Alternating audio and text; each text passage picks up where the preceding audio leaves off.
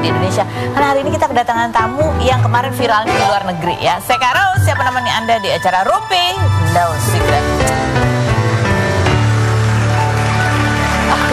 Baik, sebelum kita ke bintang tamu kita hari ini, kita ke pojokan dulu untuk membahas apa sih yang lagi ramai, yang kita highlight hari ini. Baik itu untuk hal-hal yang datang dari dunia nyata maupun dari dunia maya. Dan berita apa? Di tanggal 20 Januari kemarin ya, sudah ditahan beberapa pemilik skincare abal-abal. Bukan skincare abal-abal sih, tapi skincare yang mengandung merkuri gitu ya. Salah satunya yang juga heboh itu adalah sosok Mira Hayati. Kenapa Mira Hayati ini heboh? Karena saat pandemi ya, dia itu sempat viral karena dianggap sebagai ibu-ibu yang koleksi emasnya itu nggak kira-kira ya, gede-gede, terus ada tas bentuknya itu juga emas semuanya gitu, dan bisnisnya memang skincare. Selain Mira Hayati juga ada Agus Salim, dan juga ada siapa lagi? Ada satu lagi, ada 3 kan? Ya itu satu lagi adalah gitu ya. Dan mereka ini ya baik Mira Hayati, terus kemudian istrinya yang satu lagi nih juga sering membuat konten-konten yang flexing gitu ya. Coba kita lihat seperti apa sih konten-konten flexing mereka berikut ini. Kita pernah beberapa kali mewawancarai Ibu Mira Hayati ini ya. Bahkan dia kan juga ya datang bersama koleksi emas berlian, emas-emasnya gitu tepatnya ya. Sempat juga kemarin dia viral juga yang beli emas di mana sih? Di Arab. Itu dia juga bukan sih yang viral itu? Gak tahu ya. Dan ketika kita undang, dia juga bercerita awal mulanya kenapa dia hobi atau mulai mengumpulkan emas gitu. Pokoknya dia itu setiap Jumat pokoknya beli emas. Dan hidupnya itu berbalik ketika dia memang sukses berbisnis skincare. Nah, dia bercerita tentang kisahnya, awalnya modalnya 1 juta, dan awalnya itu dia melalui live di sosial media, dia bagikan gratis dulu itu skincare-nya. Setelah orang merasa bagus, nah barulah kemudian bisnisnya berjalan. Seperti apa cuplikan wawancaranya, kita lihat yang berikut ini. Coba kita baca sekarang komentar netizen berikut ini. Oh, ini yang katanya setiap Jumat beli emas ratusan juta ya. Lanjut yang berikutnya. Kok beda mukanya sama yang pakai baju oranye gitu. Yang berikutnya. Jangan yang di Makassar doang Pak, semuanya Pak, katanya gitu. Ya, lanjut berikutnya. Seminggu kemudian keluar karena masogok. Oke, yang berikutnya. Emasnya nganggur dong. Boleh gitu kita coba satu-satu. Yang berikut. Padahal mereka ini udah terkenal jual skincare berbahaya. Kok masih laku keras ya? Yang mau beli siapa? Maksudnya gimana sih? Mereka ini udah terkenal jual skincare. Kok sih emang udah ketahuan? Baru ditahannya kan baru ini. Tapi masih masuk ke tahap apa sih, penyidikan?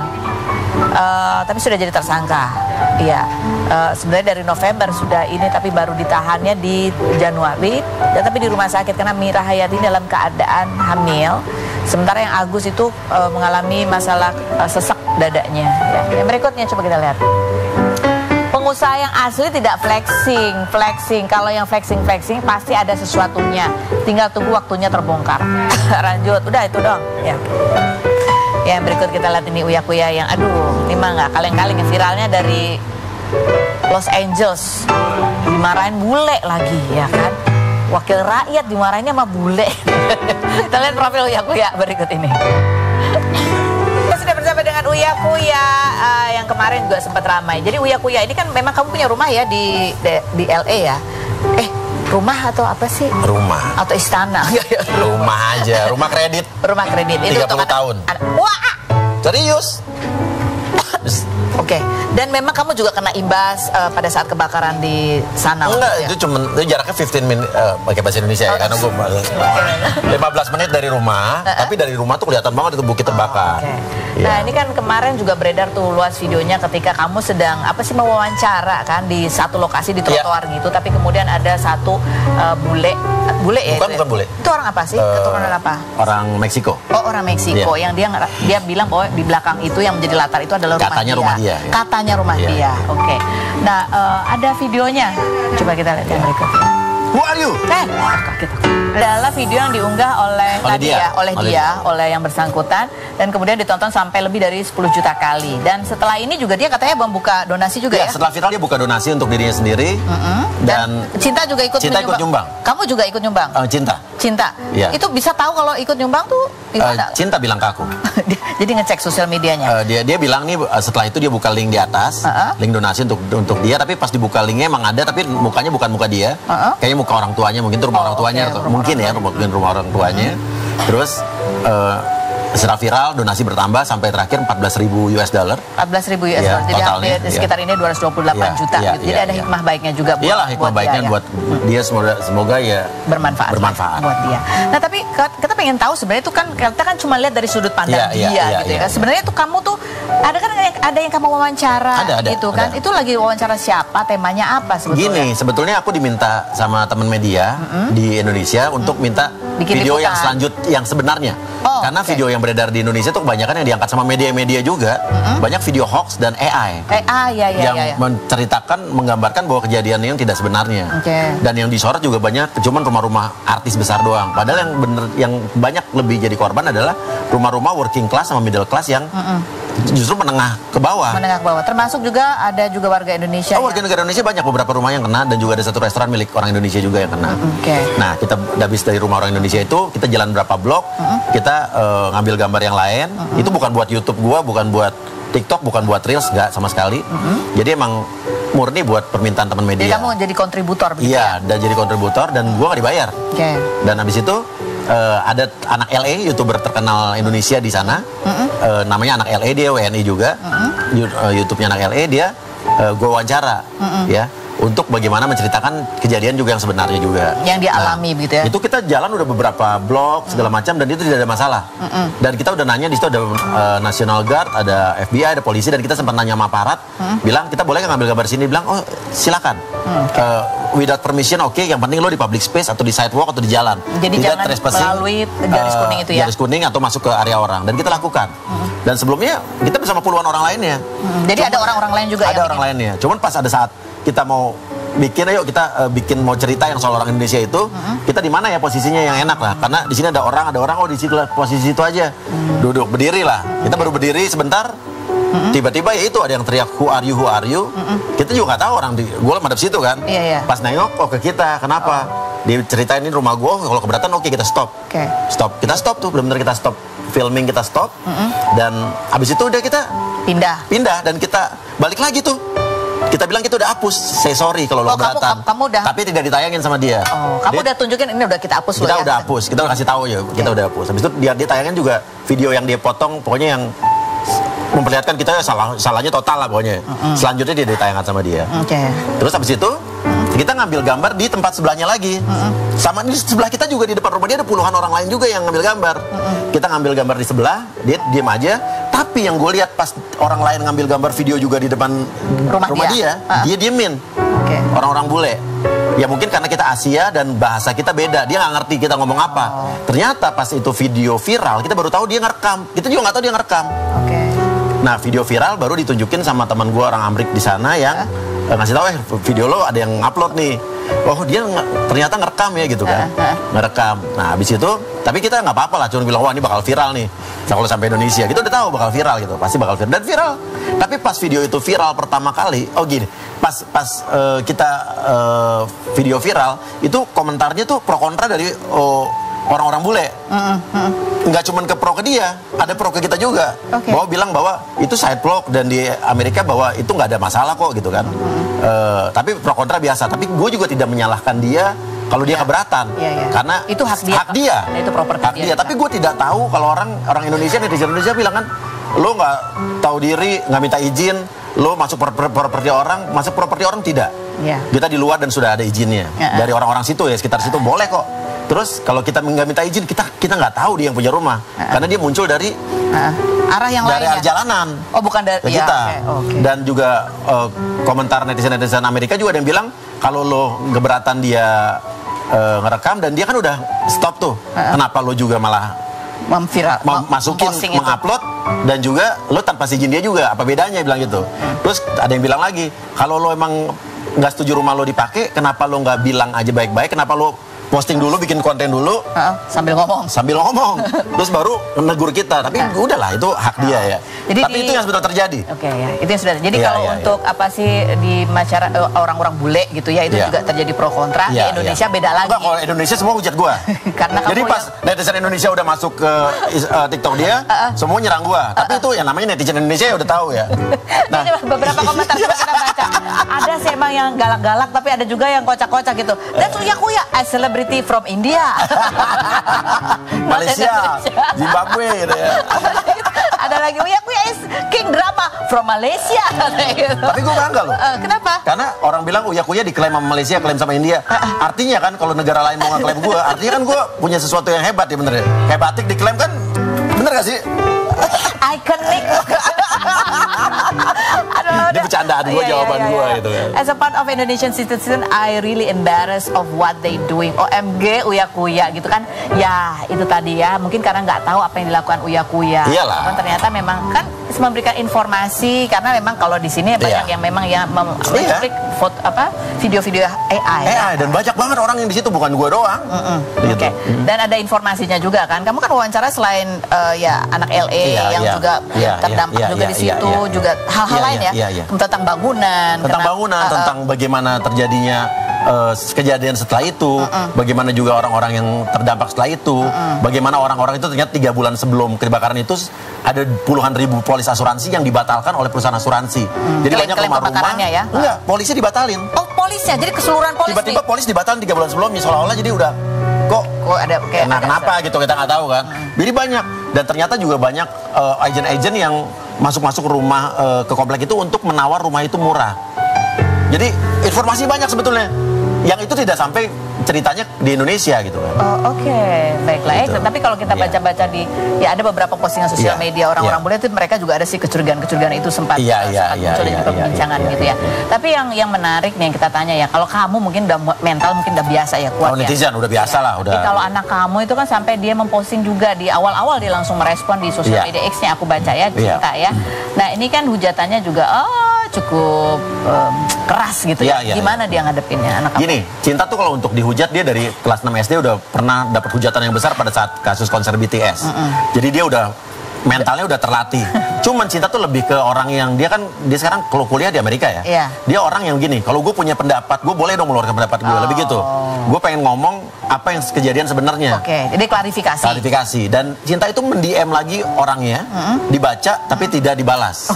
Dan ini Cinta juga menerangkan kejadian yang sebenarnya di kolom komen akhirnya, dan dibalas oleh orang bule yang akhirnya, oh gue ngerti sekarang, oh ternyata nggak begitu, dihapusin sama si pemilik ininya, kontennya. Jadi saat komen Cinta yang habis itu direspon sama bule-bule direspon, dihapusin. Jadi ya kita ya udahlah, itulah dunia sosial media ya, seperti itu ya. Tapi kan intinya dia kita dapat donasi banyak. Alhamdulillah. Ada hal baik buat dia begitu ya. Yang berikutnya juga nih ada netizen yang bertanya gitu, Uya-Kuya kok bisa ada di LA, bukannya harusnya kerja gitu ya. Terus ada artikel bahkan bunyinya gini, konten Uya di lokasi kebakaran LA berbuntut panjang, panggilan MKD menanti gitu. Apakah iya seperti itu? Sampai sekarang tidak ada panggilan MKD, belum ada ya. Dan kenapa Uya-Kuya ada di LA? Itu adalah masa reses, di mana masa reses itu dari tanggal 6 sampai 6 Desember sampai 20 Januari, di mana masa reses itu saatnya kita turun kembali ke daerah pemilihan kita. Dan untuk reses di Jakarta gue sudah selesaikan dari tanggal 30 Desember, sudah ada laporannya, udah ada berapa puluh titik yang gue kerjakan. Dan kalau ada orang lihat Uya-Kuya besok ada di LA, ada di Finlandia, ada di Polandia, ada di Malaysia, ada di Hong Kong, kalian harus mengerti dan harus paham nih, gue kasih tahu kalau buat yang nggak ngerti ya. Dapil luar negeri gue adalah daerah pemilihan luar negeri Jakarta Selatan, Jakarta Pusat. Artinya pemilih gue selain di Jakarta Selatan, Jakarta Pusat adalah WNI yang ada di luar negeri. Jadi gue kalau turun ke daerah pemilihan gue akan ke luar negeri juga. Intinya itu emang dapil gue. Pemilih kamu ada di situ gitu juga. Dan bukannya sombong ya. Gue takut dibilang sombong ya. Ya kan kalau fakta ya. Cuman sedikit congkak lah ya. DPR RI dengan dapil luar negeri terbesar, suara WNI luar negeri terbesar adalah jeng. Kalau gue yang bilang dia sombong. Siapa namanya? Surya Uya-kuya. Oh iya. Jadi kalau gue mengunjungi mereka ya wajar, makanya kalau kalian sering lihat gue bolak-balik luar negeri bantu PMI yang ada di Hong Kong, di Malaysia dan Brunei dan sebagainya, itu emang itu udah gue lakukan sebelum gue jadi DPR. Tapi itu sarannya nggak pernah dibahas sama media yang baik-baik. Kalau gue melakukan kesalahan begini, wah media happy kan. Ya itu plus minusnya kamu sebagai public figure. Iya, sama lo ngundang plusnya ya kan. Ini plus ya? Iya, ya. Kan ada bahan rating juga buat program-program TV kan. Iya. Tapi kalau Uya-Kuya bantu PMI, bantu segala macam, TV nggak rating tuh. Jadi ya kamu berarti ya orang Indonesia yang ada di sana bekerja di luar negeri itu menjadi pemilih kamu. Termasuk di LA. Dan itu yang terdampak juga pekerja migran yang di LA ada banyak kah? Gini, kalau pekerja migran WNI di LA itu ada beberapa rumah yang terbakar. Dan kalau kemarin lihat sosial media gue pas saat terjadi terbakar itu, gue banyak loh kayak bantu orang-orang yang anaknya hilang, anaknya nggak ada kabarnya. Gue bilang gue suruh Cinta nyari orangnya, mana nomor teleponnya, datengin orangnya. Ternyata itu cuma ternyata karena mati lampu, nggak ada internet, dia nggak bisa ngubungin keluarganya. Itu kan juga kita ngebantu juga. Ya, jadi kan? Ada hal baik juga yang kamu lakukan yang nggak diviralin. Rata-rata begitu kalau di Indonesia. Pokoknya hal baik mah nggak ada, kan ada yang viralin. Akhirnya dia viralin sendiri ya. Iya, akhirnya.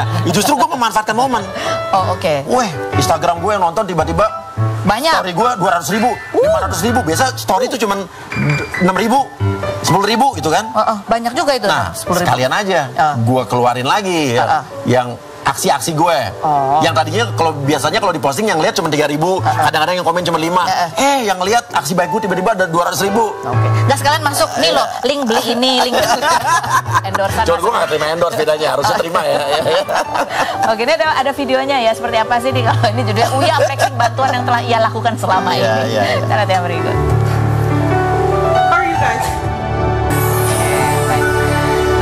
Dari situ juga orang menjadi penasaran. Oh, Uya bisa ya punya rumah di luar negeri itu, kita bisa punya rumah. Bisa. Kredit 30 tahun. Kredit 30 tahun. Emang benar kamu kan sempat ada videonya juga ya, room tour gitu. Emang benar harganya sampai 70 miliar. Oh, itu bisa media ngegoreng aja. Atau bisa kamu membuat itu supaya clickbait. Coba kita lihat seperti apa sih rumahnya yang berikut ini. Host tour. Kamu beli ini di masa pandemi waktu itu? Enggak. Sebelumnya? Ya udah berapa tahun yang lalu ya. Berapa tahun yang lalu udah kaya banget. Berarti udah berapa tahun? Kredit. Jadi kreditnya udah jalan berapa tahun nih? Ya pokoknya masih 20 tahun lebih aja kredit. Dan ini dibeli memang ancang-ancang karena anak kamu mau kuliah di luar pada saat itu? Atau enggak emang investasi kamu? Invest aja. Investasinya ke LA lu gak kepikiran ya? Kamu investasi rumah di sana jauh lebih menguntungkan dibanding investasi di Indonesia, jauh. Terus terang aja jujur. Tanya nih, jujur ya. Harga di sana sama harga di Jakarta gimana perbandingan? Harga di sana naik terus. Jual rumah di Indonesia susah banget. Di sana kalau misalnya di Jakarta nih jual rumah berapa 1 M? Ditawar 700, 600, 500 juta lakunya. Kalau di sana misalnya jual rumah 1 M gitu kan ya. Buka harganya. Lakunya udah pasti lebih dari 1 M. Karena orang di sana sistemnya bidding, tertutup, dan harga bukan akan turun, pasti naik. Nah terus per meternya aku tanya nih. Iya, tergantung lokasi. Perbandingan lokasi, jadi ibaratnya kalau rumahmu tuh lokasi kalau di Jakarta di Indonesia Tebet lah. Wow. Maksudnya bukan di Pondok Indah, bukan di Kebayoran. Ya tapi kan itu daerah mahal dan strategis juga dong Tebet. Apa? Ya sedang lah. Salah ngomong sama Eka ya kan, lokasi yang Jaksel lagi ya kan. Iya, Tebet kan juga ada yang pinggiran ya. Namanya mahal itu. Perbandingan lebih mahal atau sama pas belinya? Jujur ya, kalau perbandingan beli rumah di sana akhirnya sama di Indonesia kurang lebih sama lah ya. Cuman secara nilainya jauh lebih menguntungkan di sana ya. Tapi kamu boleh ya, kamu kan warga asing. Boleh. Harus apakah itu kemudian waktu kredit pun mereka pakai buku tabungan kita di Indonesia kok. Boleh. Nggak harus pakai nama siapa-siapa gitu. Enggak, nama Uya-Kuya. Oh iya, ada nggak di sebelah rumah kamu dijual berapa? Apa kita jadi agent aja ya? Tapi kan kamu sempat cerita juga yang titik kebakaran di mana asapnya itu juga sampai kamu ngerasain asap. Ada rasa panik juga bahwa itu nanti akan bisa merembet ke daerah. Panik ada, tapi sebetulnya semua orang yang di LA itu nggak nyangka bahwa kebakaran ini akan sebesar ini. Karena kebakaran hutan di Amerika, di LA itu terjadi setiap setahun, dan setahun mungkin bisa berapa kali. Cuman kali ini ada Santa Ana wind yang kecepatannya sampai 160 km per jam. Lo bayangin loh, 160 km per jam tuh mobil yang ngebut banget di jalan tol. Dan itu membuat apinya cepat nyebar dan terbang-terbang akhirnya jauh ke rumah-rumah yang jauh gitu. Nggak, ini kan pada saat itu lagi musim dingin. Musim dingin? Dingin gitu, tapi biasa kering. terjadi summer kan? Iya. Tapi kalau musim dingin itu justru daun-daunnya lebih kering. Dan LA sudah lama nggak hujan. Nah sebenarnya informasi-informasi kayak gini tuh yang lagi kemarin gue ngomongin di konten. Tapi Indonesia nggak pernah peduli, yang penting gue nyari cuan katanya. Iya. Padahal rambutnya udah hitam ya kan? Iya. Gimana rambutnya hijau? Oke, nah ini dengan kondisi ya seperti itu ya, di mana-mana kita tinggal masih ada risiko apa segala macam. Ini kamu masih tetap safe di situ terus atau mau pindah lagi kemana yang lebih? Apanya maksudnya? Enggak lah. Tempat tinggal atau mau beli 2 lagi? Gini, Astrid tuh baru ngomong pada saat dulu ya. Dia pengen punya rumah di bukit-bukit yang di situ tuh. Bukit-bukit yang mana? Yang di bukit yang tempat kemarin terbakar itu kan. Tapi untung gitu kan. Karena waktu gue tanya sama agennya bahwa untuk rumah-rumah yang dekat di bukit itu asuransi akan lebih mahal, bahkan asuransi banyak yang berapa kali lipat nilainya karena risiko itu. Oh, di bukit itu? Ya ternyata ngomong orang agen kita terbukti benar. Kenapa kok di bukit itu? Ya bukit tuh sering terbakar dan rumah lebih di daerah bukit itu memang resiko kebakarannya lebih tinggi daripada daerah kamu tinggal. Dan rumah-rumah yang di bukit-bukit yang di Palisade itu, itu rumah-rumah orang-orang kaya banget yang mereka tuh menyendiri dan itu harganya lebih mahal. Oke, terus kan kayak habis banget gitu ya. Seorang juga ini bangunannya dari apa sih kok sampai habis gitu? Emang beda ya? Mereka emang di kayu, rata-rata kayu. Rata-rata kayu, dan kalau kita lihat, nah itu informasi juga yang tadinya mau gue sampaikan. Dari rumah-rumah yang terbakar itu banyak yang masih utuh justru cerobong asapnya ke atas. Karena tuh. dari bata. Karena dari dari bata, dan itu kan emang untuk keluarnya api dari bawah. Nah itu sebetulnya kemarin itu banyak fakta-fakta kayak gitu. Kenapa sih mereka bangunannya dari kayu? Rumah kamu juga? Dari kayu. Kenapa? Rumah gue itu dibangun tahun 1950 sekian. Karena di California sering gempa kan. Oh, tapi di Jepang bangunannya dari apa? Nggak tahu, coba gue belum pernah punya rumah di Jepang. Apa cari gue? Iya. Aku senang ngobrol sama Uya Kuya karena dia tidak pernah coplak dan tidak pernah sombong. Kita coba lagi kan kemana-mana tadi